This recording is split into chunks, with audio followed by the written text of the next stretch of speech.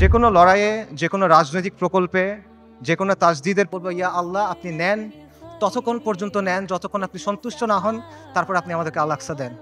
তখন আল কুদস আপনি মুক্ত করতে পারবেন, আগ পর্যন্ত পাবেন না। বিসমিল্লাহির রহমানির রহিম। ইন্নাল হামদুলিল্লাহ ওয়াসসালাতু ওয়াসসালামু আলা রাসূলিল্লাহ ওয়া আলা আলিহি ওয়া সাহবিহি ওয়া সাল্লামা তাসলিমান কাসীরা। আম্মা বাদ। রাব্বি ইশরাহ লি সাদরি ওয়া ইয়াসসির লি আমরি ওয়াহলুল উকদাতাম মিন লিসানি ইয়াফকাহু কওলি।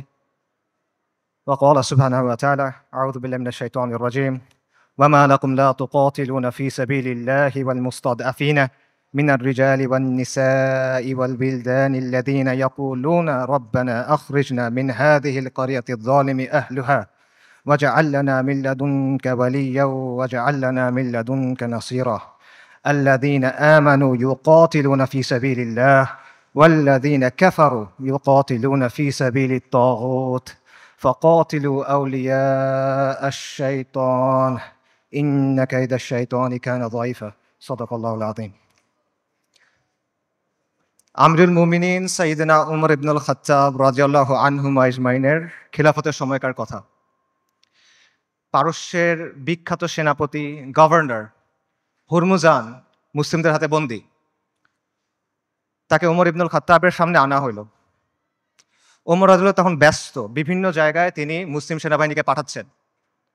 তিনি হুরমুজানকে প্রশ্ন করলেন যে আমরা মুশরিকদের ভূমিতে অভিযান পাঠাচ্ছি, এ ব্যাপারে তোমার কি মতামত?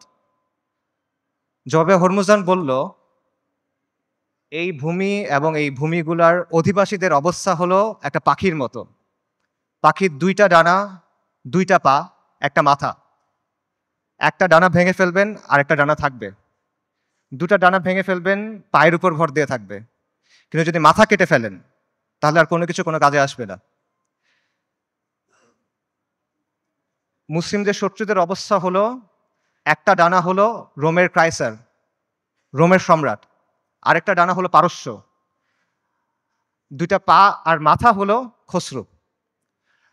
আপনি যদি খসরুকে আক্রমণ করেন এই পাখি শেষ হয়ে যাবে। আপনি মুসলিমদের বলেন খসরুকে আক্রমণ করতে। ওমর রাদিয়াল্লাহু আনহু এই পরামর্শ গ্রহণ করলেন এবং ইতিহাস সাক্ষী যে এই স্ট্র্যাটেজি সফল হয়। ওমর ইবনুল খাত্তাব রাদিয়াল্লাহু আনহুমা আজমাইনের খিলাফতের সময় অর্ধেক পৃথিবীর উপর ইসলামী শাসন কায়েম হয়। যে কোনো লড়াইয়ে, যে কোনো রাজনৈতিক প্রকল্পে, যে কোনো তাজদিদের প্রক্রিয়ায় সঠিক পলিসি থাকা, সঠিক স্ট্র্যাটেজি থাকা এবং শত্রুকে সঠিকভাবে চিহ্নিত করা অত্যন্ত গুরুত্বপূর্ণ। এটা ছাড়া কখনো আপনি সফল হতে পারবেন না। এবং এই জিনিসটা করতে হবে বাস্তবতার নিরিখে, শরিয়ার আলোকে এবং নিজের সামর্থ্য অনুসারে। এটা জজবা দিয়ে করলে হবে না, এটা আবেগ দিয়ে করলে হবে না, এটা উইশফুল থিঙ্কিং দিয়ে করলে হবে না, অথবা হিকমার নামে সুবিধাবাদের মাধ্যমে এটা করলে হবে না। আমি মনে করি আজকে যে বিষয়টা নিয়ে আলোচনা, আল কুদসের মুক্তি কোন পথে, সেই আলোচনার ক্ষেত্রে এই বিষয়টা মাথায় রাখা অত্যন্ত গুরুত্বপূর্ণ। এবং আল কুদসের মুক্তি কোন পথে এই আলোচনাটাও জরুরি।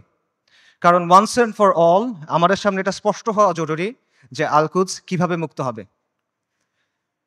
গত 409 দিন ধরে গাজায় আমাদের মুসলিম ভাই বোনদের হত্যা করা হচ্ছে। তাদের উপর হত্যাযজ্ঞ চলতেছে, তাদের উপর ধ্বংসযজ্ঞ চলতেছে। শিশুদের হত্যা করা হচ্ছে, নারীদের হত্যা করা হচ্ছে, বৃদ্ধদের হত্যা করা হচ্ছে, পুরুষদের তো হত্যা করা হচ্ছেই। তারা মারা যাচ্ছেন বুলেটের আঘাতে, বোমার আঘাতে, ধ্বংসস্তূপের নিচে চাপা পড়ে, শ্বাসরুদ্ধ হয়ে, জ্যান্ত আগুনে পুড়ে, চিকিৎসার অভাবে, ওষুধের অভাবে, অনাহারে, না খেতে পেয়ে। বাসাবাড়ি থেকে শুরু করে হসপিটাল, ইউনিভার্সিটি, রিফিউজি ক্যাম্প, কোনো কিছু বাকি নাই। ইহুদিরা সব জায়গায় হামলা করতেছে। আমেরিকা, পৃথিবীর top medical journal the Landsat সেটা বলছে যে গাজায় প্রায় 2 লক্ষ মানুষ মারা গেছে। কিন্তু এই সংখ্যাটা নিশ্চিত করা যাচ্ছে না, কারণ লাশগুলো ধ্বংসস্তূপের নিচে চাপা পড়ে আছে। এবং এটা পুরো পৃথিবীর কাছে স্পষ্ট যে ইহুদিরা এখানে একটা গণহত্যা চালাচ্ছে, এথনিক ক্লেন্সিং করতেছে, জাতিগত নিধন এবং জেনোসাইড চালাচ্ছে তারা। খোদ ICJ, international court of justice, তারা বলছে গাজায় যেটা হচ্ছে এটা গণহত্যা হিসেবে কোয়ালিফাই করতে পারে। অ্যান্ড ইয়েট কেউ কিছু করে নাই। এটা সবার চোখের সামনে হচ্ছে। এটা কোনো পাথরের নিচে হচ্ছে না, কোনো গর্তের ভিতরে হচ্ছে না, কোনো অন্ধকার কোনায় হচ্ছে না। এটাকে বলা হচ্ছে the world's most televised genocide. এটা লাইভ স্ট্রিমিং হচ্ছে, আপনি চোখের সামনে দেখছেন কি হচ্ছে, আপনি লাইভ আপডেট পাচ্ছে, বাকি কেউ কিছু করে নাই। আন্তর্জাতিক আইন, মানবাধিকার, আন্তর্জাতিক সম্প্রদায়, জাতিসংঘ কেউ কিছু করে নাই। তারা এখানে নিষ্ক্রিয় দর্শক। আর পশ্চিমা বিশ্ব, আমেরিকা, ইউরোপ, তারা সক্রিয়ভাবে এই গণহত্যায় মদদ দিচ্ছে। তারা ইসরায়েলকে অস্ত্র দিচ্ছে, তারা ইসরায়েলকে ফিনান্সিয়ালি হেল্প করতেছে, এবং তারা ইসরায়েলকে কূটনৈতিকভাবে হেল্প করতেছে। আর মুসলিম বিশ্বের মুসলিম বিশ্বের শাসকদের কি অবস্থা? তাদের অবস্থা হলো তারা একদিকে কিছু বিবৃতি দিচ্ছে, আর পেছনে তলে তলে তারা ইসরায়েলের সাথে নর্মালাইজেশন করতেছে। এটা হলো বাস্তবতা। এবং এই সব কিছুর পরে যে কথা, সেটা হলো মসজিদ আল আকসা আজকে বনু ইসরায়েলের দখলে। এটা হলো বাস্তবতা। কালকে যদি বনু ইসরায়েল মসজিদ আল আকসা ধ্বংস করে দেয়, কালকে যদি তারা ওখানে থার্ড টেম্পল বানানো শুরু করে, তাদের তৃতীয় মন্দির বানানো শুরু করে, কে কি করবে বলেন? যাদের কথা এতক্ষণ বললাম, এরা কে কি করবে? কেউ কিচ্ছু করবে না। এটা বাস্তবতা। খালাস, এর চেয়ে খারাপ আর কোনো পরিস্থিতি হইতে পারে না। কাজেই এই অবস্থায় এই প্রশ্নের উত্তরটা আমাদের কাছে স্পষ্ট হওয়া দরকার যে আল কুদসের মুক্তি কোন পথে। এবং এই প্রশ্নের উত্তর কঠিন না। এই প্রশ্নটাও সহজ, প্রশ্নের উত্তরও সহজ। আল্লাহ আজ্জা ওয়া জাল কোরআনে এই প্রশ্নের উত্তর দিয়ে দিয়েছেন। আমাদের ইতিহাস থেকে এই প্রশ্নের উত্তর স্পষ্ট, এবং এই সময়েও, এই যুগেও, সাম্প্রতিক সময়েও এই প্রশ্নের উত্তর অনেকে আমাদের কাছে স্পষ্ট করে দিয়েছেন। কিন্তু স্পষ্ট উত্তর, সহজ উত্তর আমরা সহজে মানতে পারি না। উত্তর অনেক সহজ, উত্তরটা নেওয়া কঠিন। সো এই জন্য এই প্রশ্নের উত্তরটা স্পষ্ট করা দরকার। আমি আসলে এই জন্যই আজকে আসছি। আমার এখানে আসার কথা ছিল না। I had different plans. এই সেমিনারটা আমার অ্যাটেন্ড করার কথা ছিল না। যে কয়টা কারণে অ্যাটেন্ড করা, তার অন্যতম বা প্রধান কারণ হলো যে আমার কাছে মনে হয়েছে আমি অনেক জায়গায় গেছি, অনেক কথা বলছি, বাট এই কথাগুলো বলা হয় নাই, এবং এই কথাগুলো বলা প্রয়োজন। সো এগুলো বলার জন্য আমি আসলে এখানে আসছি। এবং আজকে দেখবেন যে অনুষ্ঠানের যে অন্য টপিকগুলো আছে, সেটার সাথে আমার টপিকটা একটু ডিফারেন্ট। মূল টপিকগুলো হলো যে ইসলামের প্রস্তাবনা, সমাজের ক্ষেত্রে, রাষ্ট্রের ক্ষেত্রে। এই টপিকটা একটু ডিফারেন্ট, কারণ আমি রফিক ভাইকে বলছিলাম যে আমি সেমিনারে আসবো, বাট আমাকে এই টপিকে কথা বলতে দিতে হবে। আমি আসছি দুইটা কারণে। এক হলো আপনাদের সামনে স্পষ্ট করে দেওয়ার জন্য যে আল কুদসের মুক্তি কোন পথে, যাতে আপনাদের কোনো অজুহাত না থাকে। আপনারা যেন পরে গিয়ে বলতে না পারেন কেউ আমাদেরকে বলে নাই, আমরা জানতাম না, আমরা বুঝি নাই। এই অজুহাতটা সরায় নেওয়ার জন্য আসছি। আর আমি এই জন্য আসছি যাতে যেই দিন আল্লাহ আজ্জা ওয়া জালের সামনে গিয়ে দাঁড়াইতে হবে আমার, সেদিন যেন আমি এইটুক বলতে পারি যে আমি কিছু করতে পারি নাই, কিন্তু এই কথাটা আমি আমার কমের সামনে বলছিলাম।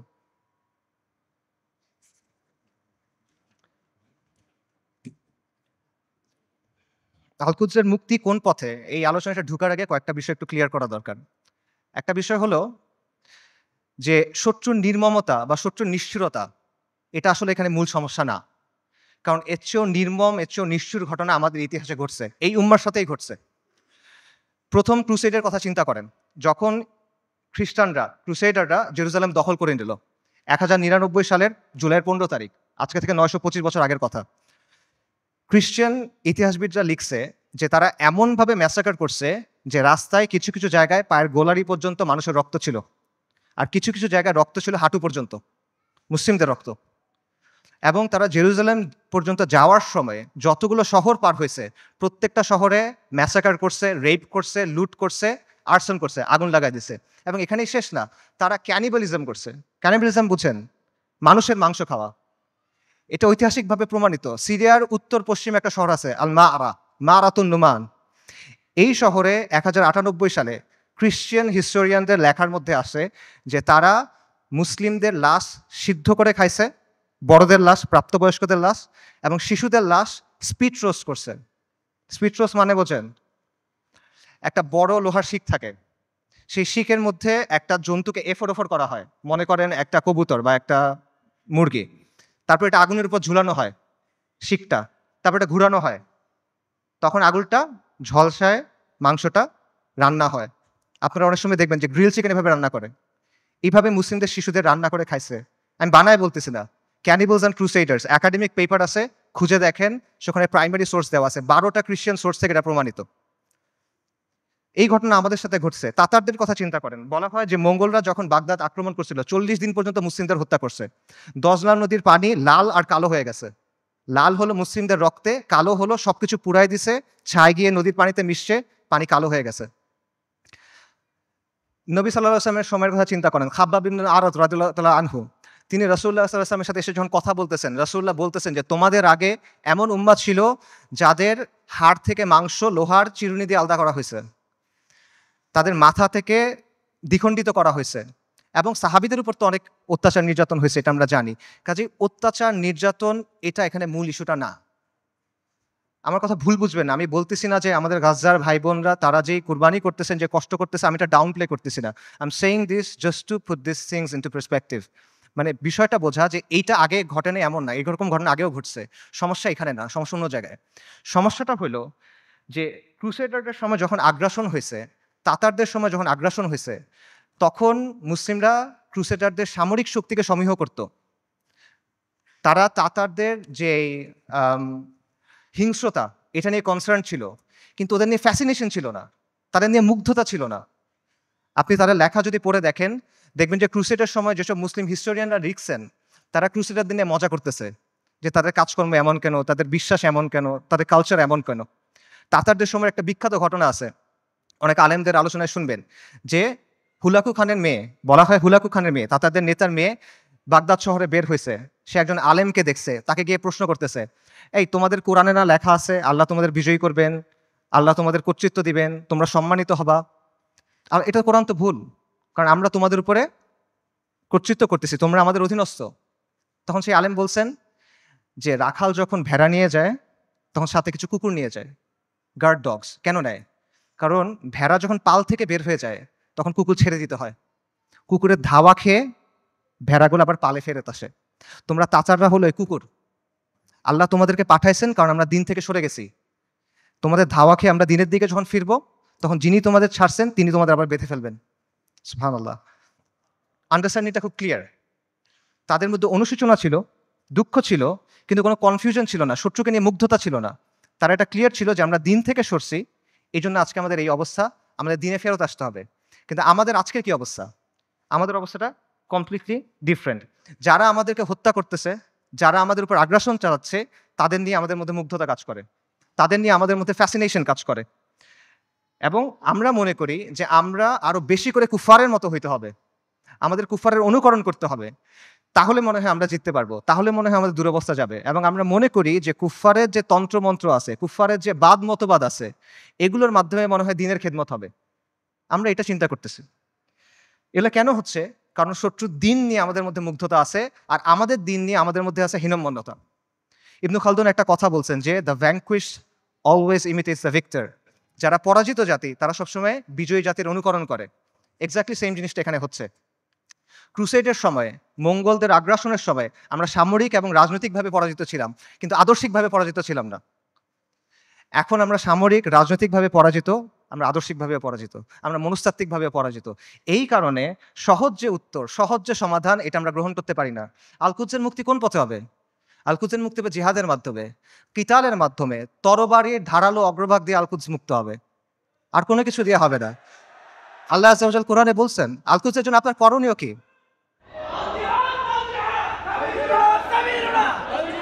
আল্লাহ আযজা ওয়া জাল বলছেন কোরআনে আল-কুদসের জন্য আপনার করণীয় কি? সূরা নিসার আয়াতটা আমি পড়ছি, ওয়া মা লাকুম লা তুকাতিলুনা ফি সাবিলিল্লাহ। তোমার কি হয়েছে? তোমাদের কি হলো? তোমরা কেন আল্লাহর রাস্তায় কিতাল করতেছো না? এই জিনিসটা স্পষ্ট। আল্লাহ সুবহানাহু ওয়া তাআলা বলছেন ওয়া আইদ্দু লাহুম মাসতাতাতুম মিন কুওয়া। তোমরা প্রস্তুত করো তাদের সে জিহাদের জন্য।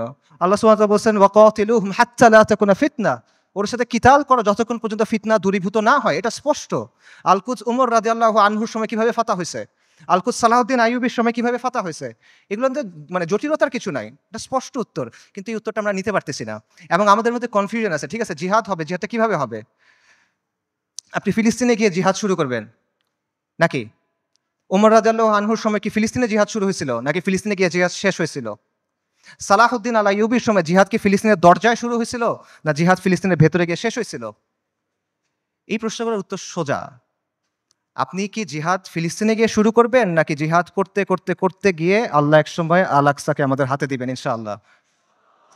এই প্রশ্নগুলোর উত্তর সোজা, কিন্তু আবারও ওই সহজ উত্তরটা আমরা নিতে পারি না। কারণ এই যে আমাদের পরাজিত মানসিকতা, এটা আমাদের আচ্ছন্ন করে রাখছে, এটার বাইরে আমরা বের হইতে পারতেছি না। আমাদের চিন্তার মধ্যে কিছু জট লেগে আছে, যখনই আমরা ক্লিয়ারলি একটা জায়গায় যেতে চাচ্ছি, ওই জটগুলোর জন্য আমরা কনক্লুশনে পৌঁছাতে পারতেছি না। সুফিদের একটা কথা আছে যে আপনি যখন কোনো গ্লাসে বিশুদ্ধ পানি দিবেন, তার আগে ওই গ্লাস থেকে ময়লা ফেলে দিতে হবে। সো আপনি যদি ঠিক অ্যান্সারটা দিবেন, তার আগে ভুল অ্যান্সারটা সরাই নিতে হবে। এই জন্য আমি মূল অ্যান্সারে যাচ্ছি, তার আগে অল্প কিছু বিষয় কভার করি। আমাদের মাথায় কিছু জট লেগে আছে, সেই জটগুলো ক্লিয়ার করার চেষ্টা করি। প্রথম যে জটটা খুলতে হবে সেটা হলো আল কুদসের ইস্যুর নিয়মতান্ত্রিক কোনো সমাধান নাই, এটার কোনো অনুমোদিত সমাধান নাই, এটার কোনো বৈধ সমাধান নাই। বর্তমান বিশ্ব ব্যবস্থার অধীনে যতগুলো নিয়মতান্ত্রিক পথ আছে, যতগুলো বৈধ পথ আছে, যতগুলো অনুমোদিত পথ আছে, এগুলোর কোনোটা দিয়ে ফিলিস্তিন মুক্ত হবে না। আর যেই পথে ফিলিস্তিন মুক্ত হবে, আল কুদস মুক্ত হবে, এটা কোনোদিনও এই বিশ্ব ব্যবস্থায় বৈধ পথ হবে না। এটা কখনো তারা মেনে নিবে না। এটা সবসময় তাদের চোখে অপরাধ থাকবে, এটা সবসময় তাদের চোখে অবৈধ থাকবে, এবং এটা সবসময় তাদের চোখে সন্ত্রাস হিসেবে গণ্য হবে। এটা হলো রিয়ালিটি। এটা চিন্তা করেন যে যে জাতিসংঘ আর যেই আন্তর্জাতিক আইনের মাধ্যমে ইসরায়েলের প্রতিষ্ঠা হলো, সেই জাতিসংঘ আর সেই আন্তর্জাতিক আইন দিয়ে আপনি কিভাবে আল কুদস মুক্ত করবেন?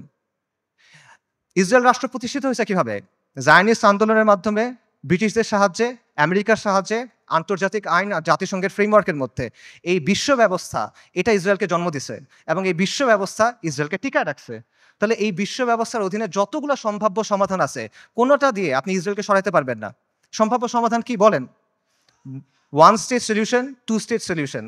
একটা রাষ্ট্র হবে, ইহুদি রাষ্ট্র, সেখানে সবাই থাকবে, অথবা একটা ইহুদি রাষ্ট্র, একটা ফিলিস্তিনি রাষ্ট্র। এই তো সলিউশন। দুই ক্ষেত্রে তো ইসরায়েল থাকতেছে, খালি সীমানার হেরফের হচ্ছে। কাজে এইভাবে আপনি যদি পুরা আল কুদসকে মুক্ত করতে চান, আপনি বিশ্ব ব্যবস্থার অধীনে নিয়মতান্ত্রিক কোনো বৈধ পথ নাই, এটা স্পষ্টভাবে বুঝতে হবে। তথাকথিত আন্তর্জাতিক আইন, মানবাধিকার, এসব মেনে আপনি আল কুদসকে মুক্ত করতে পারবেন না। এগুলো হলো আপনার জন্য বাধ্যতামূলক, ওদের জন্য অপশনাল। ইসরায়েল কতগুলো মানবাধিকার ভঙ্গ করছে, ইসরায়েল কতগুলো আন্তর্জাতিক আইন ভঙ্গ করছে, আমেরিকা ইরাক আর সিরিয়াতে কি করছে, ফ্রান্স এখন আফ্রিকাতে কি করতেছে, ইভেন জাতিসংঘের যে শান্তিরক্ষা বাহিনী এর আগে সুদান, হাইতি, লাইবেরিয়া, কঙ্গো এসব জায়গায় গিয়ে সাধারণ মানুষকে রেপ করতেছে। এগুলো মানবাধিকার লঙ্ঘন না? আন্তর্জাতিক আইনের ভঙ্গ হয় না এখানে? কার কি হয়েছে? কিচ্ছু হয় নাই। এটা ওরা বানাবে, আপনি মানবেন, এটা ওরা মানার জন্য না। আপনি এগুলো বিশ্বাস করে বসে আছেন, লাভ নাই। এগুলো দিয়ে ওরা আপনার হাত দুই পেছনে বেঁধে রাখবে, তারপর ইসরায়েল এসে আপনাকে জবাই করবে। এরা আমাদেরকে নারী অধিকারের কথা বলবে, শিশু অধিকারের কথা বলবে, মানবাধিকারের কথা বলবে, পর্দার সমালোচনা করবে, নিকাবের সমালোচনা করবে, শরিয়ার সমালোচনা করবে। তারপর আমাদের বইয়ের মধ্যে এলজিবিটি ঢুকাবে। কিন্তু যখন লিটারেলি হাজার হাজার নারী, শিশু, বৃদ্ধ মারা যাচ্ছে, জেনোসাইড হচ্ছে, এথনিক ক্লেন্সিং হচ্ছে, তখন এরা এসে কি বলবে? Israel has the right to defend itself, we must condemn Hamas. এই তো অবস্থা। এটা হলো আন্তর্জাতিক আইন এবং মানবাধিকারের অবস্থা। আমেরিকাতে একজন বিখ্যাত দায়ী ছিলেন, মালিকা শাহবাজ, ম্যালকম এক্স, এই নামে চিনবেন অনেকে। ওনার একটা কথা আছে, খুব বিখ্যাত কথা, এবং আমি মনে করি এই কথাটা আমাদের সবার বোঝা উচিত। উনি বলছেন, we want freedom by any means necessary, we want justice by any means necessary, we will strike at injustice by any means necessary. অর্থাৎ মুক্তির জন্য, মর্যাদার জন্য, সম্মানের জন্য, অন্যায় বন্ধ করার জন্য যা যা করা প্রয়োজন তা সবই করতে হবে। সহজ। ম্যালকম এক্স আফ্রিকান আমেরিকান ছিলেন, পশ্চিমা বিশ্বের বাস্তবতা উনি খুব কাছ থেকে দেখছেন, এবং ওনার মধ্যে হীনমন্যতা ছিল না, জাতে ওঠার টেন্ডেন্সি ছিল না, ওনার এই চিন্তা ছিল না যে আমার কৈফিয়ত দিতে হবে। তাই উনি সহজ কথাটা সহজে বলে দিয়েছেন। তো এই কথাটা আপনারা বুঝতে হবে, যদি আপনি মুক্তি চান, যদি আপনি মাথা উঁচু করে বাঁচতে চান, তাহলে you have to get it by any means necessary. এটা মাথার মধ্যে গেঁথে নেন, এটা মনের মধ্যে খোদাই করে নেন যে আন্তর্জাতিক আইন, জাতিসংঘ, মানবাধিকার, এগুলো মেনে কিয়ামত পর্যন্ত আপনি আল আকসাকে মুক্ত করতে পারবেন না। এটা অনেকে বুঝবেন, ঠিক আছে, জাতিসংঘ দিয়ে আল আকসা মুক্ত হবে না। তাহলে মুক্ত হবে কিভাবে? অনেকগুলো মুসলিম দেশ আছে, এই মুসলিম দেশগুলোকে আমাদের সামাজিক, অর্থনৈতিকভাবে শক্তিশালী করতে হবে, সামরিকভাবে শক্তিশালী করতে হবে, তাহলে মনে কোনো এক সময় আল কুদস মুক্ত হয়ে যাবে। না, এভাবেও হবে না। এরকম রাষ্ট্র যেগুলো আছে, গত এক বছরে তারা কি করছে বলেন? এরকম কিছু রাষ্ট্রের নাম বলেন। ইউএই, কাতার, সৌদি আরেবিয়া, তুরস্ক, এরা এই রাস্তাতেই আছে, তাই না? আচ্ছা, তারা কি করছে বলেন? সর্বপ্রথম যে রাষ্ট্র ইসরায়েলের সাথে নর্মালাইজেশন করছে, প্রথম যে রাষ্ট্রগুলো করছে, তার মধ্যে একটা হলো ইউএই। ইসরায়েলকে সবচেয়ে বেশি অস্ত্র সাপ্লাই দেয় আমেরিকা। সেই অস্ত্র ইসরায়েলে পৌঁছায় কিভাবে? যে রুটগুলো ব্যবহার হয়ে পৌঁছায়, তার একটা হলো কাতারে। গাজায় যে অস্ত্র দিয়ে আপনার ভাই বোনকে হত্যা করা হচ্ছে, সেই অস্ত্র এসে প্রথমে পৌঁছাচ্ছে কাতারে। সৌদি আরব কি করতেছে? একদিকে পেছনে নর্মালাইজেশনের চেষ্টা করতেছে, আরেকদিকে মরুভূমির মধ্যে কনসার্ট হচ্ছে। ইসরায়েলের চ্যানেল 13 একটা প্রতিবেদন আছে, সেখানে বলা হয়েছে যে যখন লোহিত সাগরে ব্লকেট দিল হুথিরা, ইয়েমেনের হুথিরা যখন লোহিত সাগরে ব্লকেট দিল, তখন ইসরায়েলে কার্গো গেছে কিভাবে? দুবাই, জর্ডান এবং সৌদি আরবের মধ্য দিয়ে। আর যারা এগুলোর বিরুদ্ধে কথা বলার মতো মানুষ, সেই হকপন্থী ওলেমায়ে কেরাম, শত শত ওলেমায়ে কেরাম গত 7-8 বছর ধরে তাদের জেলে। আর তুরস্কের কথা আপনি বলবেন, মানে তুরস্কের অনেক রেটরিক আছে, অনেক কথা তুরস্কের বিরুদ্ধে বললে অনেকে মন খারাপ করেন। আমাকে বলেন যে তুরস্কের বাস্তবতা কি? তুরস্ক কি করছে আমাকে বলেন। তুরস্কের বাস্তবতা হলো, তুরস্ক নেটোর সদস্য। তুরস্কের বাস্তবতা হলো তুরস্কের মিলিটারি আইডিএফ এর সাথে জয়েন্ট মিলিটারি এক্সারসাইজ করে। সো আপনি যদি মনে করেন যে এইটার মাধ্যমে হবে, এটা আসলে অবাস্তব চিন্তা ভাবনা। এই রাষ্ট্রগুলো, এই শাসনগুলো আন্তর্জাতিক বিশ্ব ব্যবস্থার অংশ, এগুলোর সাথে আপোস করে তারা টিকে থাকে এবং আধুনিক মুসলিম রাষ্ট্রগুলো, তথাকথিত মুসলিম রাষ্ট্রগুলোর যে শাসন ব্যবস্থা, এটা হলো ঔপনিবেশিক শাসন ব্যবস্থার ধারাবাহিকতা। আমাদের এখানে ইসলামী শাসন ছিল, ফিরিঙ্গিরা এসে তাদের শাসন ব্যবস্থা চাপায় দিছে, এখন এই রাষ্ট্র এবং এই শাসকরা সেটাই কন্টিনিউ করতেছে। এটা হলো রিয়ালিটি। কাজে বিশ্ব ব্যবস্থা যদি দুর্বল হয়, এই শাসকদের মস্তক কেঁপে উঠবে। এবং বিশেষ করে আরবের যে রাজতন্ত্রগুলো আছে বা মনার্কিগুলো আছে, তারা ক্ষমতায় আছে এবং টিকে আছে প্রথমে ব্রিটেনের সাথে আপোস করার মাধ্যমে, এখন আমেরিকার সাথে আপোস করার মাধ্যমে। এগুলো বাস্তবতা, এই বাস্তবতা অস্বীকার করার কোনো সুযোগ নেই। এগুলো ঐতিহাসিকভাবে প্রমাণিত সত্য কথা। কাজেই এরা কখনোই এমন কোনো কাজ করবে না যেটা এই বিশ্ব ব্যবস্থার বিরুদ্ধে চায়। তারা যদি আন্তরিকভাবে চায়ও, তাহলে তারা এটা করতে পারবে না। তারা অ্যাট বেস্ট এটা ম্যানেজ করতে পারবে এবং এটি তারা চেষ্টা করে ম্যানেজ করা, যে 2 লক্ষ মানুষ মারা গেছে, আমরা একটা বিবৃতি দিব, এইটুকুই তারা করবে। এইটাই ম্যানেজ করার চেষ্টা করবে তারা। কাজেই এটা সত্য, মুসলিমদেরকে অর্থনৈতিকভাবে শক্তিশালী হতে হবে, রাজনৈতিকভাবে শক্তিশালী হতে হবে, সামরিকভাবে শক্তিশালী হতে হবে, কোনো প্রশ্ন নাই। কিন্তু পরাধীন অবস্থায় না। আমরা মনে করি আমরা স্বাধীন হয়েছি, আমরা স্বাধীন হই নাই, আমরা এখনো পরাধীন অবস্থায় আছি। পরাধীন অবস্থায় আপনার জিডিপি যত হোক, আপনার রাস্তা যত সুন্দর হোক, আপনার দেশে যত স্কাইস্ক্রেপার থাকুক, ইট ডাজন্ট ম্যাটার। আপনি পরাধীন, ওই টাকা আপনার হাতে নাই, ওই অস্ত্র আপনার হাতে নাই, ওই শক্তি আপনার হাতে নাই। সো এই বিষয়টা বুঝতে হবে যে আপনি আগে মুক্ত হইতে হবে, তারপরে এই শক্তি। এবং এখানে আরেকটা পজিশন আছে, অনেকে যেটা মনে করেন যে ঠিক আছে, জাতিসংঘ দিয়ে হবে না, মুসলিম রাষ্ট্র দিয়ে হবে না, কিন্তু মুসলিম সেনাবাহিনীগুলো দিয়ে হবে। এই সেনাবাহিনীগুলো, বিশেষ করে আরবের যে সেনাবাহিনীগুলো আছে, ফিলিস্তিনের কাছাকাছি যে সেনাবাহিনীগুলো আছে, এরা হয়তোবা সাহায্য করবে। এবং আপনারা দেখবেন যে যখনই এই ম্যাসাকারগুলো হয়, ইসরায়েল তো পিরিয়ডিক্যালি এটা করে, কিছুদিন পরপরই এটা হয়, তখনই এরকম হ্যাশট্যাগ থাকে, যেমন আর্মিস টু আলাক্সা, যে আর্মিগুলাকে আলাক্সাকে মুক্ত করবে। এটা অবাস্তব চিন্তা ভাই। আমি আপনাকে ইয়েমেনের তাগুত আলী আবদুল্লাহ সালের একটা কথা বলি। আলী আবদুল্লাহ সালে একবার বলছে একটা সাক্ষাৎকারে যে এইসব আর্মির কাজ হলো মানুষকে দমন করা। যদি জনগণ আমার বিরুদ্ধে বিদ্রোহ করে, আমি আর্মি দিয়ে জনগণকে দমন করব। এর বাইরে এদের আর কোনো কাজ নাই, এটা শোর জন্য। জনগণকে রক্ষা করা এই সেনাবাহিনীর কাজ না। এটা হলো আলী আবদুল্লাহ সালের কথা। সে একটা মিথ্যাবাদী, কিন্তু সে এখানে সত্য বলছে। এটি হলো বাস্তবতা। আপনি দেখেন যে এই আর্মিগুলোকে প্রশিক্ষণ দেওয়া হয়েছে, অস্ত্র দেওয়া হয়েছে, অর্থায়ন করেছে কেন? এই আরব শাসকদের মসনদ টিকায় রাখার জন্য এবং মুসলিমদের পায়ের নিচে রাখার জন্য, ইসলামকে দমন করার জন্য। এটা হলো বাস্তবতা। এবং এই আর্মিগুলো আসলে যাবে কেমনে আলাক্সা পর্যন্ত বলেন তো? ইসরায়েলের চারপাশে যে দেশগুলো আছে, এগুলো তো ইসরায়েলকে রক্ষা করতেছে। আপনি যাবেন কেমনে ওখানে? আপনি তো বাংলাদেশ থেকে যেতে পারবেন না ওখানে, তাই না? আপনার ওই জায়গার থেকেই ওখানে যেতে হবে। তো তারা যাবে এটা কেমনে? এবং যখন আপনি যে বলতেছেন এই আর্মিগুলো ক্ষমতা নিবে বা তারা কাজ করবে, এগুলো তো অলরেডি হইছে। এটার বাস্তবতা আমরা দেখছি। মিশরে কি হয়েছে জামাল আব্দুল নাসেরের সময়? জামাল আব্দুল নাসের ইখওয়ানুল মুসলিমিন বা মুসলিম ব্রাদারহুডের সাথে একটা ওয়াদা করছিল। কোরআনের উপর হাত রেখে সে ওয়াদা করছে যে মুসলিম ব্রাদারহুড রাস্তায় আন্দোলন করবে, রাজপথে আন্দোলন করবে, জনমত গঠন করবে। জামাল আব্দুল নাসের আর তার বন্ধুরা সেনাবাহিনীর মধ্যে কু করবে, সামরিক অভ্যুত্থান করবে। তারপর তারা ক্ষমতায় যাবে, ক্ষমতায় গিয়ে কোরআনের শাসন প্রতিষ্ঠা করবে। কোরআনের উপর হাত রেখে ওয়াদা করছে। কু হয়েছে, মুসলিম ব্রাদারহুড তার ওয়াদা পূর্ণ করছে। সে ক্ষমতায় গেছে, ক্ষমতায় গিয়ে কি করছে? গায়রুল্লাহর আইন দিয়ে শাসন করছে, মুসলিম ব্রাদারহুডকে জবে করছে। উস্তাদ সাইদ কুতুব রাহিমুল্লাহ সহ অনেক মানুষকে তারা শহীদ করে দিছে। এটা হলো বাস্তবতা। এরা যখন আসে তখন কি করে, এটা চোখের সামনে আসে। কাজেই আরব রাষ্ট্রগুলো বা এই রাষ্ট্রগুলোর যে শাসন ব্যবস্থা, যে শাসকরা আছে, এরা হলো ইসরায়েলের ঘনিষ্ঠতম মিত্র। আর এই বাহিনীগুলো হয় ইসরায়েলের বর্ডার গার্ড অথবা জাতিসংঘের ভাড়াটে সৈন্য। এটা হলো বাস্তবতা। সো এদেরকে দিয়ে আপনি ফিলিস্তিন মুক্ত করবেন, এটা ডিলিউশন ভাই। এবার আসেন ইরানের কথায়। আমরা অনেকে মনে করি যে ইরান ফিলিস্তিনকে মুক্ত করবে। আল-কুদসের মুক্তি ইরানের মূল উদ্দেশ্য না। ইরানের মূল উদ্দেশ্য হলো মধ্যপ্রাচ্যে শিয়াদের যে ক্ষমতা, এটা বৃদ্ধি করা। শিয়া অ্যাক্সিস বলে যেটাকে।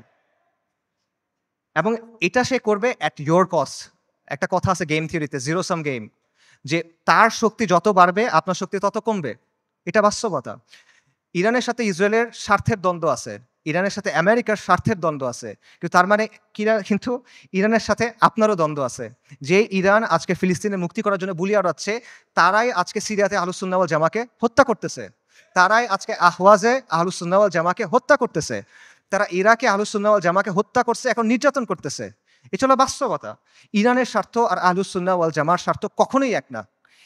ইরান সক্রিয়ভাবে এই মুহূর্তে আহলুস সুন্নাহ ওয়াল জামার সাথে যুদ্ধে লিপ্ত। এই মুহূর্তে, আগে কখনো ছিল, পরে কখনো এগুলো বলছে না। অ্যাট দিস মোমেন্ট তারা আমাদের সাথে যুদ্ধে লিপ্ত। অ্যাট দিস মোমেন্ট তারা আমাদের হত্যা করতেছে। আমেরিকা যখন আফগানিস্তানে আক্রমণ করছে, আমেরিকা যখন ইরাকে আক্রমণ করছে, ইরান তাদেরকে সহায়তা করছে। এটা তাদের মুখের কথা, এটা আমি বানায় বলতেছি না, আপনারা গিয়ে চেক করেন। মুহাম্মদ খাতামি ইরানের প্রেসিডেন্ট ছিল 97 থেকে 2005 পর্যন্ত সম্ভবত। তার একটা বক্তব্য আছে যে তালিবানের বিরুদ্ধে আমরা আমেরিকাকে সাহায্য করছি। স্পষ্ট বক্তব্য আছে তাদের, এগুলো লুকোছাপার কিছু না। এবং সবচেয়ে বড় যে বিষয়টা, ইরানের ব্যাপারে সতর্ক হওয়ার সবচেয়ে বড় কারণ হলো যে তাদের সাথে আমাদের আকীদার দ্বন্দ্ব আছে, তাওহীদের ব্যাপারে দ্বন্দ্ব আছে। তারা আল্লাহর উলুহিয়াত, আল্লাহর রুবুবিয়াত, আল্লাহর সিফাতের ব্যাপারে শিরক করে। তারা আমাদের মা আয়েশা রাদিয়াল্লাহু তাআলা আনহার ব্যাপারে জঘন্য কথা বলে, যেটা কোনোদিন কিয়ামত পর্যন্ত মানা সম্ভব না আমাদের পক্ষে। তারা সাহাবায়ে কেরাম রাদিয়াল্লাহু তাআলা আনহুম আজমাইনকে তাকফির করে, এটা কোনোদিন পর্যন্ত মানা সম্ভব না। এগুলো কোনো ফুরুই বিষয় না ভাই। এই জিনিস মেনে আপনি কোনো কিছু করতে পারবেন না। আল্লাহ আল কুদসকে এই শিরকের সাথে এই করে আপনি মুক্ত করতে পারবেন না। ইরানকে আপনার দেখতে হবে ক্রুসেডের সময়ে উবাইদি সাম্রাজ্যের মতো করে। ক্রুসেডের সময়ে একটা সাম্রাজ্য ছিল, উবাইদি সাম্রাজ্য। এটাকে আপনারা অনেকে ফাতেমি খিলাফত নামে চিনেন। এরা আকীদাতে ছিল ইসমাইলি শিয়া, মানে ইমামি শিয়াদের চেয়েও খারাপ, বাতেনি এরা, ইসমাইলি শিয়া। তারাও জেরুজালেমকে মুক্ত করার কথা বলতো, তারাও ঐক্যের কথা বলতো। কিন্তু ইতিহাস খুলে দেখেন তাদের ভূমিকা কি ছিল, আহলুস সুন্নাহর সাথে তাদের ভূমিকাটা কি ছিল, এটা ইতিহাস খুলে দেখেন। এবং এটা শুধু তখন না, এখনো এবং এর আগেও ছিল এরকমই। কাজেই ইরানকে আপনার উবাইদিদের একটা আধুনিক সংস্করণ হিসেবে দেখতে হবে। তবে credit where credit is due, ইরানের কিছু অর্জন আছে যেটা আমাদের নাই, এটা আপনার স্বীকার করতে হবে। শিয়া স্বার্থের জন্য গত 4 দশকে ইরান যেটা করতে পারছে, কোনো সুন্নি শক্তি সেটা এখনো করতে পারে নাই, এটা বাস্তবতা। শিয়াদের আছে একটা রাষ্ট্র আছে, তাদের একটা জিওপলিটিক্যাল প্রজেক্ট আছে। মধ্যপ্রাচ্যে আহলুস সুন্নাহর এরকম কোনো কিছু এখনো নাই। বৈশ্বিকভাবে ফিলিস্তিন ইস্যু ব্যবহার করে ইরান প্রতিরোধের একটা রেটরিক তৈরি করছে, এক ধরনের সফট পাওয়ার তৈরি করছে। এটা আমরা তৈরি করতে পারি নাই, এগুলো বাস্তবতা। এই ক্রেডিট তাকে আপনি দেন, এই অর্জন স্বীকার করেন, কোনো সমস্যা নাই। কিন্তু এই রেটরিকে মজে গিয়ে আপনি মনে করেন না যে তারা হলো উম্মার অগ্রসেনারী। আপনি মনে করেন না যে সে এসে আপনার সহযোগী হবে। এটা যদি আমরা মনে করি তাহলে এটা ভুল হবে, এবং এই ভুলের মাসুল আমাদের দিতে হবে। আরেকটা বিষয় মাথায় রাখেন, সেটা হলো আল কুদস পবিত্র, এটা ইসলাম ছাড়া আর কোনো কিছু দিয়ে মুক্ত হবে না। বাংলাদেশে একটা দল আছে জাসদ, জাতীয় সমাজতান্ত্রিক দল। 80-র দশকে এই দলের অনেক মানুষ ফিলিস্তিনে গেছিল লড়াই করতে। আপনারা জানেন কিনা আমি জানি না। মেজর জলিলের নাম শুনছেন, উনি জাসদের সাথে ছিল। ওনার মাধ্যমে অনেকে তখন সেখানে গিয়ে লড়াই করছিল। এই যে ইয়াসির আরাফাতদের যে দল ছিল পিএলও, এটার সাথে তারা ওখানে গিয়ে লড়াই করছিল, এগুলো ডকুমেন্টেড। তো এই জাসদ বা এই পিএলওর হাতে আল্লাহ কখনো আল কুদসের মুক্তি দিবেন না। মূলহিত কমিউনিস্ট সেকুলারিস্ট ন্যাশনালিস্টদের হাতে আল্লাহ আল কুদসকে দিবেন না। আল কুদস মানে কি? আল কুদস মানে পবিত্র। পবিত্র জিনিস মানুষ আল্লাহ অপবিত্রদের হাতে দিবেন না, অসম্ভব। যেই বিজয় আল্লাহ প্রথমে দিচ্ছেন আল ফারুকের কাছে রাদিয়াল্লাহু আন, যেই বিজয় আল্লাহ দিচ্ছেন সালাহউদ্দিনের কাছে, এটা আল্লাহ কোনো কমিউনিস্টকে দিবেন না, এটা আল্লাহ কোনো জাতীয়তাবাদীকে দিবেন না। এটা যদি মুক্ত হয়, এটা ইসলামের নামে মুক্ত হবে। যতদিন পর্যন্ত ইসলামের নাম না আসবে, এটা যদি আপনি বাহ্যিকভাবে মনে হয় মুক্ত হয়েছে, তাও এটা আসলে মুক্ত হবে না। এবং এখানে এটাও বুঝেন যে ফিলিস্তিনের মানুষরা নিজে নিজে আল কুদসকে মুক্ত করতে পারবে না। ঠিক আছে, আমরা সবাই ফিলিস্তিনের জিহাদ সমর্থন করি, সবাই সমর্থন করে, এটা কমিউনিস্টরাও সমর্থন করে। কিন্তু ফিলিস্তিনের মানুষ নিজেরা, গাজার মানুষ খালি গাজাতে লড়াই করতেছে, আল কুদস মুক্ত হবে না। পশ্চিম তীরের মানুষ শুধু পশ্চিম তীরে লড়াই করতেছে, ফিলিস্তিন মুক্ত হবে না, এটা সম্ভব না। উমর রাদিয়াল্লাহু আনহুর সময় আবারও চিন্তা করেন, ইতিহাসের কথা চিন্তা করেন, ফিলিস্তিন কি ভেতর থেকে মুক্ত হয়েছিল না বাইরে থেকে গিয়ে মুক্ত করা হয়েছিল? সালাহউদ্দিন আর আইয়ুবের সময় চিন্তা করেন, ফিলিস্তিন ভেতর থেকে মুক্ত হয়েছিল না বাইরে থেকে গিয়ে মুক্ত করা হয়েছিল? বাইরে থেকে মুক্ত করতে হবে। এক্স্যাক্টলি এখন আপনার তাই করতে হবে, বাইরে থেকে যোদ্ধা বাহিনী গিয়ে ফিলিস্তিনকে মুক্ত করে আনতে হবে। কিন্তু এখানে সমস্যাটা হলো যে বাইরে থেকে যে যারা যাবে, তারা যাবেটা কিভাবে? ইসরায়েল একটা 4-5 লেয়ারের সিকিউরিটি কমপ্লেক্সের ভেতরে বসে আছে। সহজ করে বলি, ইসরায়েল যেতে হলে আপনার 4টা বা 5টা পাহাড় টপকাইতে হবে। এভাবে চিন্তা করেন, মনে করেন আফ্রিকার কোনো অঞ্চলে আপনি টাইম মেশিনে করে সালাউদ্দিন আল আইয়ুবী এবং নুরুদ্দিন জিঙ্গি রাহিমাহুমুল্লাহ তাদেরকে নিয়ে আসলেন, তাদের বাহিনীকে নিয়ে আসলেন, তাদেরকে অত্যাধুনিক অস্ত্র দিলেন এবং তাদের একটা মিশন দিলেন, তোমাদের কাজ হলো আবার জেরুজালেম মুক্ত করো, আগে একবার করছিলে আবার করো। তারা যদি এই কাজটা করতে চায়, তাদের কে কে বাধা দিবে চিন্তা করেন। প্রথমে ওইখানকার তথাকথিত মুসলিম শাসক বাধা দিবে, তাদের বাহিনী বাধা দিবে, সেই শাসকদের কিছু অনুগত নামধারী আলেম থাকবে, তারা বাধা দিবে, তারা বলবে এরা খারিজি, তারা বলবে এরা তাকফিরি, তারা বলবে এরা উগ্র, তারা বলবে এরা বাঘি। এগুলো বলে অনেকে মাইন্ড করেন, এগুলো বাস্তবতা। আপনারা ভিডিও দেখেন, মিশরের এক বিখ্যাত মুফতি, নাম বললে সবাই চিনবেন, এই বিখ্যাত মুফতি বলছে যে অক্টোবর 7 তারিখ যে আক্রমণ করা হয়েছে এটা খারিজিদের মতো আক্রমণ হয়েছে, এবং এটা যাদের সামনে বলছে সেই তরুণরা তাকে ভয়ঙ্কর অ্যাগ্রেসিভ একটা স্লোগান দিছে, তখন গালি দিছে বেসিক্যালি, আমি বলতে চাচ্ছি না, আপনাকে ইউটিউবে খুঁজে দেখেন, এগুলো বাস্তবতা। প্রথমে ওই শাসকরা এবং তার বাহিনীরা তাদেরকে বাধা দিবে, তারপর তাদের অনুগত নামধারী আলেমরা, হকপন্থী আলেম অবশ্যই না, নামধারী আলেমরা বাধা দিবে। তারপর কি হবে?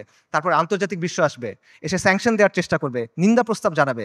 তারপর যদি কোনোভাবে তারা আগাইতে পারে, তাদের গিয়ে মোকাবেলা করতে হবে কাদের সাথে? ইসরায়েলকে ঘিরে রাখা আরব দেশগুলা এবং সেগুলোর শাসক এবং সেগুলোর সেনাবাহিনীর সাথে। এগুলো যদি আপনি ক্রস করেন, তখন আপনার লড়াই করতে হবে আমেরিকার সাথে, তারপর আপনি ইসরায়েলের সাথে ফাইট করতে পারবেন, তার আগে না। এটা হলো বাস্তবতা।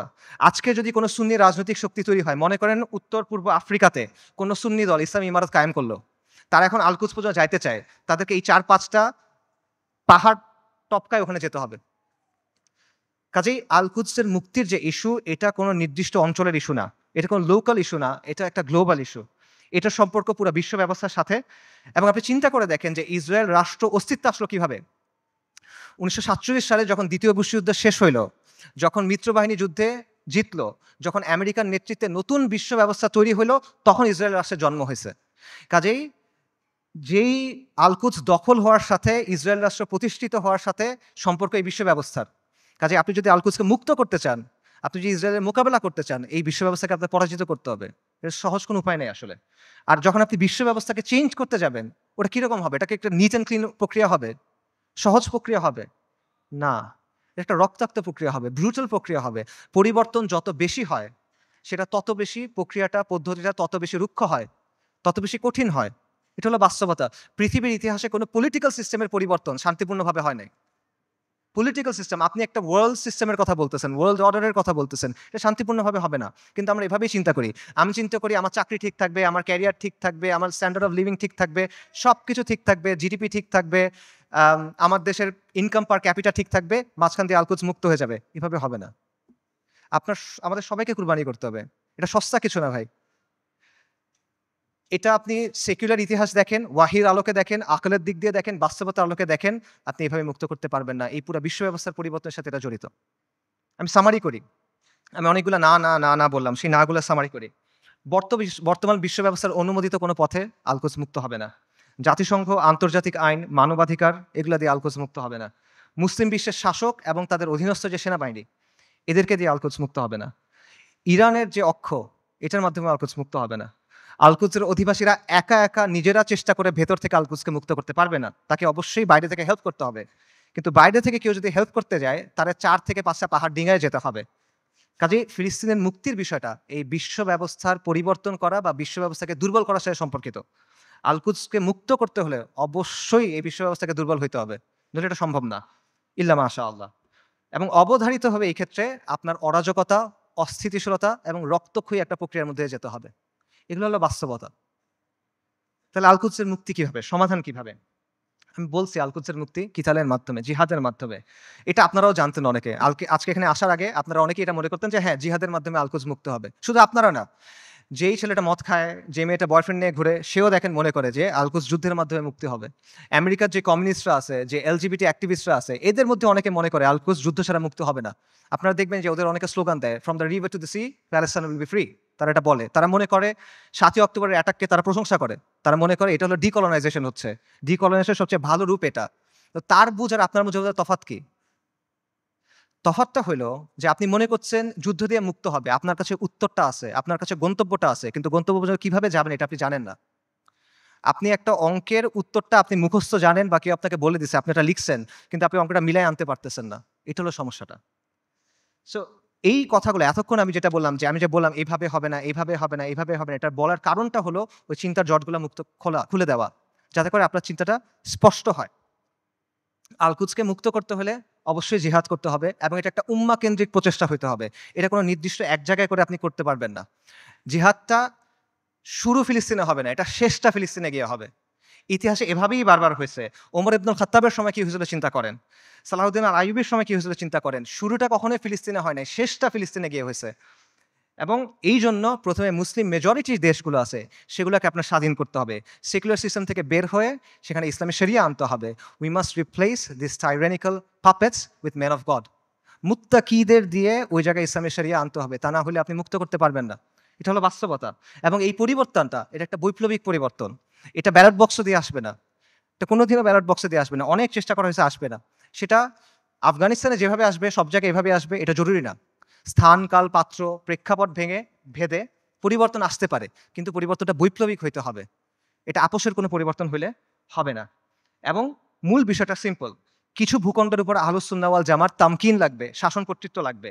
তারপর সেই ভূখণ্ডগুলোকে ঘাঁটি হিসেবে ব্যবহার করে আপনাকে সামরিক শক্তি তৈরি করতে হবে। তারপর ধাপে ধাপে জিহাদের মাধ্যমে আল কুদকে মুক্ত করতে পারবেন। এটা হলো অ্যান্সার। এবং এই তামকিন অর্জনের কাজটা সব মুসলিম ভূখণ্ডে আপনি একসাথে করতে পারবেন না, কারণ সব মুসলিম ভূখণ্ডের অবস্থা এক না। আপনি চিন্তা করেন, বাংলাদেশে ইসলামী ইমারত হওয়া আর সিরিয়াতে ইসলামী ইমারত হওয়া কখনো একরকম না। বাংলাদেশ আর ইসরায়েলের মধ্যে বা আল কুদসের মধ্যে 6টা দেশ আছে: Jordan, Iraq, Iran, Afghanistan, Pakistan এবং মোদির ভারত। আনরিয়েলিস্টিক, আপনি ওখান থেকে যেতে পারবেন না। কিন্তু সিরিয়ার সাথে ডিরেক্ট বর্ডার আছে।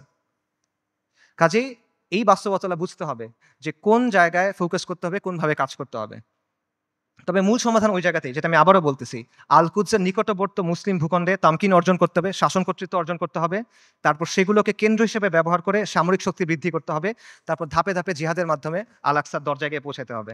এটা আপনাদের অনেকের কাছে মনে হতে পারে যে ফ্যান্টাসি, আপনাদের অনেক কাছে মনে হতে পারে যে এটা অনেক কঠিন একটা সলিউশন, কিন্তু এটাই সবচেয়ে প্র্যাগম্যাটিক সলিউশন।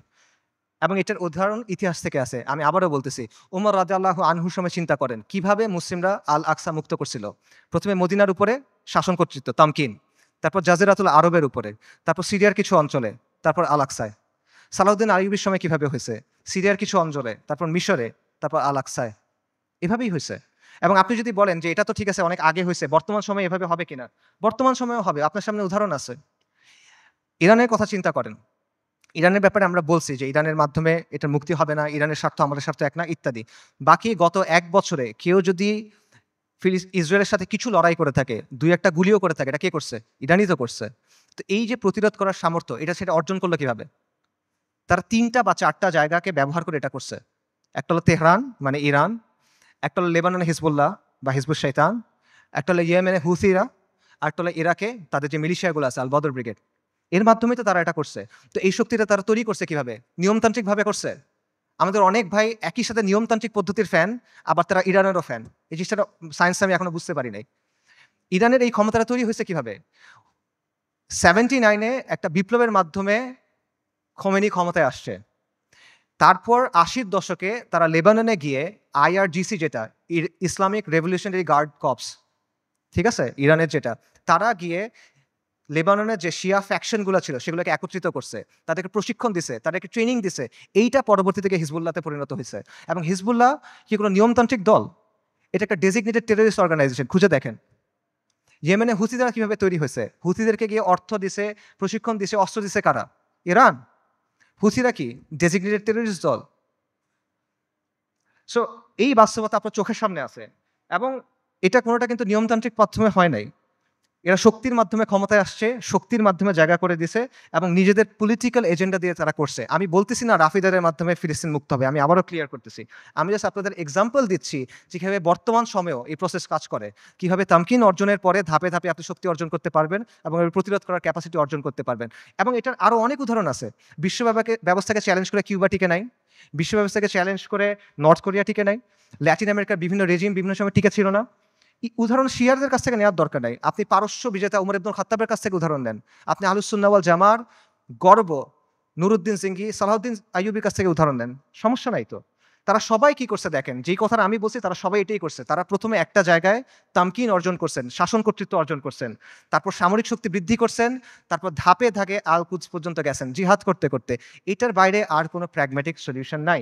এটাই সবচেয়ে বাস্তবসম্মত পদ্ধতি, এটাই সবচেয়ে টাইম টেস্টেড পদ্ধতি, এটা হিস্টোরিক্যালি প্রুভেন পদ্ধতি, এটা শরিয়া সম্মত পদ্ধতি, এটা আকল সম্মত পদ্ধতি। এটা কঠিন পদ্ধতি, এটা রুক্ষ পদ্ধতি, বিপদ সংকল পদ্ধতি, কোনো ডাউট নাই, এটা সহজ পথ না। কিন্তু সহজ পথ নেওয়ার নাম তো ভাই বাস্তববাদী হওয়া না। বাস্তববাদী হলো যেটা করা প্রয়োজন সেটা করা। আপনি একটা গন্তব্যে যাবেন, একটা সহজ পথ, একটা কঠিন পথ। সহজ পথ আপনাকে আরেক জায়গায় নিয়ে যাবে, আপনি ওটা নিলে তো হইল না।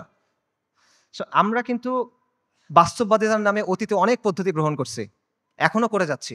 এগুলো আমাদের কি দিছে ভাই? কি অর্জন দিছে আমাদের বলেন? জিল্লতি ছাড়া আমাদের কি অর্জন দিছে বলেন? এবং দিন থেকে আমরা সরে গেছি। আরো এক্সাম্পল দেখেন, চীনের কথা মনে করেন। চীন যে গ্লোবাল সুপার পাওয়ার হয়েছে, কিভাবে হয়েছে ভাই? লিবারাল ডেমোক্রেসি মেনে হয়েছে? মানবাধিকার মেনে হয়েছে? একটা ভায়োলেন্ট রেভলিউশনের মাধ্যমে চাইনিজ কমিউনিস্ট পার্টি শাসন কর্তৃত্ব অর্জন করছে, তামকিন অর্জন করছে। তারপর একটা ওয়ান পার্টি স্টেট বানাইছে, ব্রুটালি শক্ত হাতে শাসন করছে, আজকে সে আমেরিকার কন্টেন্ডার হয়েছে। এটা বাস্তবতা ভাই। চীন, তারা কি বিশ্বাস করতে যে জনগণ সব ক্ষমতার উৎস? চীনের বিপ্লবের যাকে স্থপতি বলা হয়, মাও সেতুং, তার একটা বিখ্যাত উক্তি আছে, সেটা হলো বন্দুকের নল ক্ষমতার উৎস। পাওয়ার comes from the barrel of the gun. এটা বাস্তবতা। এই বাস্তবতা, political power comes from the barrel of the gun. এটা দুনিয়ার বাস্তবতা। আপনি বাস্তবতা বুঝার পরে বাস্তবসম্মত পলিসি নিতে পারেন। এবং আপনাকে ওই যেটা বলছিলাম, এই পলিসি আপনার নিতে হবে বাস্তবতার নিরিখে, শরিয়ার আলোকে এবং নিজের সামর্থ্য অনুসারে, এবং আপনার শত্রুকে আপনার চিনতে হবে। আমরা শুরুতে হরমুজানের কথা বলছিলাম। মুসলিমদের শত্রুদের তুলনা হলো পাখির মতো। পাখির দুটা ডানা, দুটা পা, একটা মাথা। আজকে 1400 বছর পর্যন্ত ডানা একটা ভেঙে ফেলবেন, আর একটা ডানা থেকে যাবে। দুটা ডানা ভেঙে ফেলবেন, পা থেকে যাবে। মাথা কেটে ফেলবেন, পাখি শেষ। রাইট? তা আজকে 1400 বছর পরে বাস্তবতা কি? মুসলিমদের শত্রুদের অবস্থা একটা পাখির মতো। এক ডানা নেটো, এক ডানা ইসরায়েল, দুই পা হলো এই আরব বিশ্বের শাসকেরা। মাথাকে আমেরিকা। ইসরায়েলকে সবচেয়ে বেশি সামরিক সমর্থন কে দেয়? আমেরিকা। ইসরায়েলকে সবচেয়ে বেশি অর্থনৈতিক সমর্থন কে দেয়? ইসরায়েলকে সবচেয়ে বেশি রাজনৈতিক সমর্থন কে দেয়? বারবার জাতিসংঘের সিকিউরিটি কাউন্সিলে ভেটো কে দেয়? এই শাসকদের মসনদ কে টিকায় রাখে? কাজেই আমেরিকাকে রাজি খুশি রেখে, আমেরিকার মনের মতো করে, আমেরিকার বানানো ছকে খেলে, তাদের ঠিক করা নিয়ম মেনে কোনোদিন পর আল-কুদস মুক্ত হবে না। এটা পসিবল না। আপনার আমেরিকার কথা চিন্তা করেন। গত ১ বছর ধরে তাদের সাথে যেই ঘটনাগুলো ঘটতেছে, সেগুলোর কথা চিন্তা করেন। আপনি ওই ছেলেটার কথা চিন্তা করেন, হাফেজ। আপনারা ভিডিও দেখছেন। রিফিউজি ক্যাম্পের ভিতরে আগুনে পুড়ে মারা গেছে। ছেলেটার নাম ছিল শাবান, কোরআনে হাফেজ, সফটওয়্যার ইঞ্জিনিয়ারিং নিয়ে পড়তেছিল। আপনারা রুহ রিমের কথা চিন্তা করেন। ওই যে ছোট্ট মেয়েটা, বিল্ডিং ধসে গেছে, মারা গেছে। তার দাদা তার ডেড বডি বুকে নিয়ে বলতেছে, রিম, রুহ। তার কথা চিন্তা করেন, তাদের কষ্টের কথা চিন্তা করেন। আপনি ওই বাবার কথা চিন্তা করেন যে সে বিস্কিট কিনতে গেছিল বাচ্চার জন্য, ফিরে এসে দেখে তার স্ত্রী সন্তান মারা গেছে। সে কান্না করতেছে আর বিস্কিটটা বাচ্চার হাতে দিয়ে বলছে, বাবা তুমি এটা নিয়ে যাও। আপনি মার কথা চিন্তা করেন যে বাচ্চার জন্য আটা আনতে গেছে, কারণ বাচ্চা ক্ষুধায় কাঁদতেছে, বুঝে না তো। আটা আনতে গেছে, এসে দেখে সবাই মারা গেছে। আপনি হিন্দ রজাবের কথা চিন্তা করেন, 6 বছর বয়সী মেয়ে। ওরা গাজা থেকে পালায় যাওয়ার চেষ্টা করতেছিল, 7 জন পুরা ফ্যামিলিতে। ইসরায়েলি ট্যাঙ্ক ওদের ঘিরে ফেলছে, গুলি করছে, সবাই মারা গেছে, ও বেঁচে আছে। তখন রেড ক্রিসেন্টে ফোন করছে, অডিও কলটা ইউটিউবে আছে, আপনারা শুনতে পারবেন। ও বলছে যে আমাকে তোমরা বাঁচাও, আমার খুব ভয় লাগতেছে। ওর সব পাশে সবাই মারা গেছে, বাবা মা সবাই মারা গেছে, 6 বছর বয়সী একটা মেয়ে।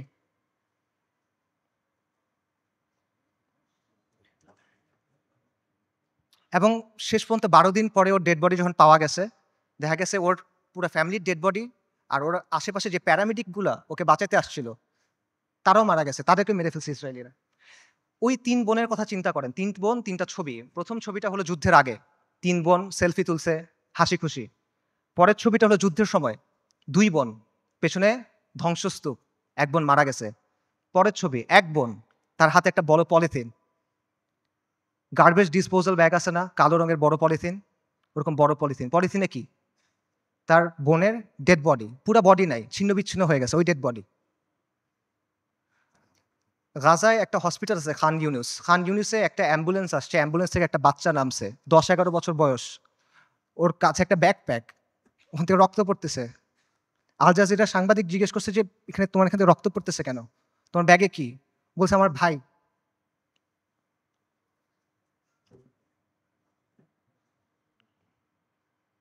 বাচ্চারা, ডাক্তাররা ব্যাগ খুলে দেখছে যে একটা 5 বছর বয়সী বাচ্চার ডেড বডি, পুরা বডি নাই, ছিন্ন বিচ্ছিন্ন বডি। আপনারা ওই মার কথা চিন্তা করেন যে গেছে, যে তার পুরা ফ্যামিলি মারা গেছে, সে এসে জিজ্ঞেস করছে আমাকে লাশগুলা দাও, আমি দাফন কি করব? তাকে 3টা পলিথিন দিছে, কারণ ডেড বডি নাই, ছিন্ন বিচ্ছিন্ন হয়ে গেছে সব, 3টা পলিথিন দিছে। আপনারা ওই বাচ্চাটার কথা চিন্তা করেন, বিল্ডিং ধসে পড়ছে, খুলি ফেটে গেছে, কোটর থেকে চোখ বের হয়ে আসছে, এবং ওই নিষ্প্রাণ চোখ এই নিষ্প্রাণ পৃথিবীর দিকে তাকায় আছে। এদের কষ্টের কথা চিন্তা করেন। এই কষ্ট শুধু তাদের, এই কষ্ট আমাদের না। আমরা না এক উম্মা, এক উম্মা এক দেহের মতো, এরকম না? আমাদের স্পর্শ করে না ওই কষ্ট। এই যে এই কষ্টটা কি আমাদের যে কষ্টটা হবে তার চেয়ে বেশি কষ্ট? আমাদের যে কষ্ট ওটা কি এর চেয়ে বেশি কষ্ট? যদি এটা বেশি কষ্ট মনে হয় তাহলে আমি আরেকটা কষ্টের কথা বলি, এটা শোনেন। ওই দিনের কথা মনে করেন যেদিন আল্লাহর সামনে আপনাকে দাঁড়াইতে হবে। ইদা দুক্কাতিল আরদু আরদান দাক্কান দাক্কা ওয়া জাআ রাব্বুক ওয়াল মালাকু সাফফান সাফফা ওয়া জিআ ইয়াওমাইযিন বিজাহান্নাম। পৃথিবী চূর্ণ-বিচূর্ণ হয়ে যাবে, বালির মতো হয়ে যাবে। আপনার প্রতিপালক আসবেন এবং মালাইকারা আসবে সারিবদ্ধভাবে এবং জাহান্নামকে আপনার সামনে আনা হবে। ওই দিন আল্লাহ আপনাকে প্রশ্ন করবেন, আমাদেরকে প্রশ্ন করবেন। কি জবাব দিবেন আল্লাহকে বলেন? ফাইয়াউমাইযিন লা ইউআদ্দিবু আযাবাহু আহাদ ওয়া লা ইউথিকু ওয়াসাকাহু আহাদ। আল্লাহ ওই দিন যেভাবে আযাব দিবেন ওভাবে আর কেউ দেয়া নাই। আল্লাহ ওই দিন যেভাবে বাঁধবেন ওভাবে আর কেউ বাঁধে নাই। কি বলবেন আল্লাহকে তখন? আল্লাহ আপনাকে যদি জিজ্ঞেস করেন তুমি কি করছিলে, আপনি কি জবাব দিবেন বলেন? এই কষ্ট বেশি না দুনিয়াতে আপনার যে কষ্ট হবে সেটা বেশি? লা ইলাহা ইল্লাল্লাহ। এত কিছুর পরও দেখেন আল কুদসের মানুষ ঈমান, ইস্তিকামাত এবং সবরের কি দৃষ্টান্ত স্থাপন করছে। একজন বৃদ্ধা বলতেছে, আমাদের জান, মাল, সন্তান সবকিছু আল্লাহর জন্য কুরবান। মৃত্যু যদি আল কুদসের জন্য হয় তাহলে এটা সুন্দর মৃত্যু। ইনশাআল্লাহ কিয়ামত পর্যন্ত আমরা রিবাদ করে যাব। এটা সস্তা কিছু না, এটা রাসূলুল্লাহ সাল্লাল্লাহু আলাইহি ওয়াসাল্লামের ইসরা ওয়াল মিরাজের জায়গা। আমরা বাইতুল মাকদিসের অধিবাসীরা প্রস্তুতি আছি, কুরবানি করার জন্য প্রস্তুতি আছে, যত কুরবানি লাগে আমরা করব। ওই বাবার কথা চিন্তা করেন, হাসপাতালে একই দিনে 2 বাচ্চা মারা গেছে, 2 ছেলে মারা গেছে। উনি বলতেছেন আলহামদুলিল্লাহ, এটা জিহাদের ভূমি, এটা রিবাতের ভূমি। আমাদের যা কিছু আছে সব আল্লাহর জন্য। আল্লাহ আমাদের খালেক, উনি আমাদের তৈরি করছেন, উনি আমাদের পাঠাইছেন, উনি নিয়ে যাবেন, ওনার যা খুশি উনি করবেন। আমরা এটাতে খুশি, আমরা এটার উপর সবর করব। বান্দা যখন বিপদের মধ্যে পড়ে, ওলামায়ে কেরাম হাদিসের আলোকে বলছেন যে বান্দা যখন বিপদের মধ্যে পড়ে তখন আল্লাহ এটার মাধ্যমে তার সগীরা গুনাহগুলো মাফ করে দেন অথবা তাকে পরিশুদ্ধ করেন, কারণ আল্লাহ তাকে আখিরাতে বড় পুরস্কার দিতে চান। আমি মনে করি আমাদের গাজ্জার ভাই বোনদের সাথে, ফিলিস্তিনের ভাই বোনদের সাথে এই বিষয়টাই হইতেছে। ইনশাআল্লাহ তাআলা আল্লাহ তাদেরকে জান্নাতুল ফেরদৌস আলার জন্য প্রস্তুত করতেছেন। আমি মনে করি আল্লাহ এই বান্দাদের উপর রাজি খুশি হয়ে যাবেন ইনশাআল্লাহ তাআলা। লক্ষের উপরে শহীদ, আলহামদুলিল্লাহ, এটা উম্মতে মুহাম্মদের গর্ব। আমাদের মৃতরা জান্নাতে ইনশাআল্লাহ, ওদের মৃতরা জাহান্নামে। আল্লাহু মাওলানা ওয়ালা মাওলা লাহুম। ওই বৃদ্ধের কথা চিন্তা করেন যিনি ধ্বংসস্তূপের মাঝখানে দাঁড়ায় বলতেছেন, আমরা আজও এখানে দাঁড়ায় আছি এবং আমরা এখান পর্যন্ত থাকবো। এই ভূখণ্ড বরকতময়, এই ভূখণ্ডের অধিবাসীরা বরকতময়।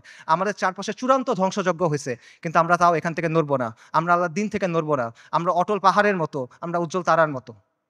এবং আমি বলবো যে হ্যাঁ, পুরা বিশ্ব সাক্ষ্য দিচ্ছে তারা ঈমানের ক্ষেত্রে অটল পাহাড়ের মতো। পুরা বিশ্ব সাক্ষ্য দিচ্ছে তারা ইস্তিকামাতের ক্ষেত্রে উজ্জ্বল তারার মতো, এবং পুরা বিশ্ব সাক্ষ্য দিচ্ছে আপনি এবং আমি কাপুরুষ। পুরা বিশ্ব সাক্ষ্য দিচ্ছে আপনি আর আমি অক্ষম। পুরা বিশ্ব সাক্ষ্য দিচ্ছে আপনি আর আমি নিষ্ক্রিয়। ইসরায়েলের এক ইসরায়েলের এক সোলজারের ভিডিও আছে। সে বলতেছে, ইংলিশে বলতেছে, আমেরিকান জিও। সে বলতেছে আমরা গাজাকে পরিষ্কার করতেছি, আমরা গাজাকে প্রস্তুত করতেছি, কারণ আমাদের রাজা আসবে, আমাদের মাসিহ আসবে। আমরা তাকে মুকুট পরানোর জন্য প্রস্তুত হচ্ছি, আমরা তৃতীয় মন্দির বানানোর জন্য প্রস্তুত হচ্ছি। তাদের মাসিহকে আল মাসিহ আদ-দাজ্জাল।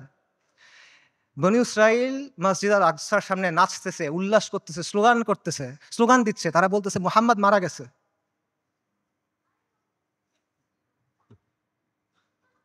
আল্লাহুম্মা সাল্লি ওয়া সাল্লিম আলা নবিয়িনা মুহাম্মদ। এটা কি অবস্থা ভাই? এই জিনিসটা মানা সহজ নাকি আল কুদসের জন্য ফাইট করা সহজ? এই পথটা আমাদের কাছে অনেক বেশি কঠিন মনে হইতেছে। কোন পথটা আমাদের কাছে বেশি কঠিন মনে হয় এটা ঠিক করে দিবে যে আমাদের ঈমানের অবস্থাটা আসলে কি। নবী সাল্লাল্লাহু আলাইহি ওয়াসাল্লাম তার হাদিসে বলছেন, আমি হাদিসের তর্জমা বলতেছি। ইবনে উমর রাদিয়াল্লাহু তাআলা আনহু থেকে বর্ণিত। রাসূলুল্লাহ সাল্লাল্লাহু আলাইহি ওয়াসাল্লাম বলছেন, যখন তোমরা ইনার পদ্ধতিতে ব্যবসা করবে, গরুর লেজ আঁকড়ে ধরবে, কৃষিকাজে সন্তুষ্ট থাকবে এবং জিহাদ ছেড়ে দিবে, তখন আল্লাহ তোমাদের উপর লাঞ্ছনা এবং অপমান চাপায় দিবেন। সাদাকা রাসূলুল্লাহ। এর চেয়ে বড় লাঞ্ছনা আর এর চেয়ে বড় অপমান কি আছে? আর নবী সাল্লাল্লাহু আলাইহি ওয়াসাল্লাম বলছেন, এই অবস্থা ততক্ষণ থাকবে যতক্ষণ না পর্যন্ত তোমরা তোমাদের দ্বীনে ফেরত আসো। সুনান আবু দাউদের হাদিস। আল কুদস জিহাদের মাধ্যমে মুক্ত হবে, কিন্তু এই জিহাদের দরজা কেউ এসে আপনার জন্য খুলে দিবে না। আসমান থেকে ফেরেশতা নেমে এসে আপনার জন্য জিহাদের দরজা খুলে দিবে না। জিহাদের দরজা খুলতে হবে তাওহীদ আর হাদিদের শক্তি দিয়ে। খুলতে হবে না, ভাঙতে হবে এটা। এই রাস্তা আপনি মনে করতেছেন আল কুদস পর্যন্ত আপনার জন্য একটা লাল গালিচা বিধানো রাস্তা তৈরি করে দিবে যে ভাই আমি আল কুদসে গিয়ে জিহাদ করব না। আপনার রক্ত, আপনার হাড়, আপনার মাংস, লাশের শাড়ি, খুলির পাহাড় পার হয়ে আপনার আলাক্সা যাইতে হবে। এটা ছাড়া আর কোনো অপশন নাই। আল কুদসের দাম অনেক বেশি, এটা সস্তা না। বাইতুল মাকদিসের মানুষরা বলে দিছে, আল্লাহ আপনি আমাদের কাছ থেকে নেন, যতক্ষণ পর্যন্ত আপনি খুশি না হন আপনি আমাদের কাছ থেকে নেন, আমরা প্রস্তুত আছি। এই কথাটা যখন আমরা বলতে পারবো এবং এই কথার উপর যখন আমরা আমল করতে পারবো, যখন আমরা বলবো ইয়া আল্লাহ আপনি নেন, ততক্ষণ পর্যন্ত নেন যতক্ষণ আপনি সন্তুষ্ট না হন, তারপর আপনি আমাদেরকে আল আকসা দেন, তখন আল কুদস আপনি মুক্ত করতে পারবেন, আগ পর্যন্ত পাবেন না। আল কুদস এমন এক দুলহান যার মাহার আমাদের রক্ত। আল কুদস এমন এক দুলহান যার মাহার আমাদের রক্ত, মাহার পরিশোধ করা ছাড়া কোনো বিকল্প নাই, কোনো বিকল্প নাই। আল্লাহ আযজা ওয়া জাল্লা আল কুদসকে মুক্ত করার প্রক্রিয়ায় শামিল হওয়ার তৌফিক দান করেন। আল্লাহ আমাদের তৌফিক দান করেন আল কুদসকে মুক্ত করার। আল্লাহ আমাদের দুনিয়ার ভালোবাসার মৃত্যুকে অপছন্দ করার অসুখ থেকে মুক্ত করে দেন। আল্লাহ আমাদের মসজিদ আল আকসাতে সালাত আদায় করার তৌফিক দান করেন। আল্লাহ আমাদের চোখগুলোকে প্রশান্তি দেন। আল্লাহ আমাদেরকে খাইবারের মতো একটা দিন দেখান। আল্লাহ আমাদের বনু কুরাইযার মতো একটা দিন দেখান। আল্লাহ আমাদেরকে বনু কুরাইযার মতো একটা দিন দেখান। আল্লাহ আমাদের ক্ষমা করে দেন। আল্লাহ আমাদের মাফ করে দেন। আল্লাহ আমাদের নিফাক দূর করে দেন। আল্লাহ আমাদের নিষ্ক্রিয়তা দূর করে দেন। আল্লাহুম্মা মানসুরুল মুজাহিদিন ফি ফিলিস্তিন। আল্লাহুম্মা মানসুরুল মুজাহিদিন ফি গাজ্জা। আল্লাহুম্মা মানসুরুল মুজাহিদিন ফি বিলাদিশ শাম। আল্লাহুম্মা মানসুরুল মুজাহিদিন ফিল ইয়ামান। আল্লাহুম্মা মানসুরুল মুজাহিদিন ফিস সুমাল। আল্লাহুম্মা মানসুরুল মুজাহিদিন ফি কুল্লি মাকান। আল্লাহুম্মা রযুকনি শাহাদাতান ফি সাবিলিক। আল্লাহুম্মা রযুকনি শাহাদাতান ফি সাবিলিক। আল্লাহুম্মা ইন্নী আসআলুকা কাতলান ফি সাবিলিক। আল্লাহুম্মা ইন্নী আসআলুকা কাতলান ফি সাবিলিক। আল্লাহুম্মা ফাশহাদ। এই বক্তব্যে যদি ভালো কিছু থাকে এটা আল্লাহর পক্ষ থেকে, যা কিছু খারাপ, যা কিছু ভুল এটা আমার আর শয়তানের পক্ষ থেকে। ওয়া মা আলাইনা ইল্লাল বালাগ। আসসালামু আলাইকুম ওয়া রাহমাতুল্লাহ।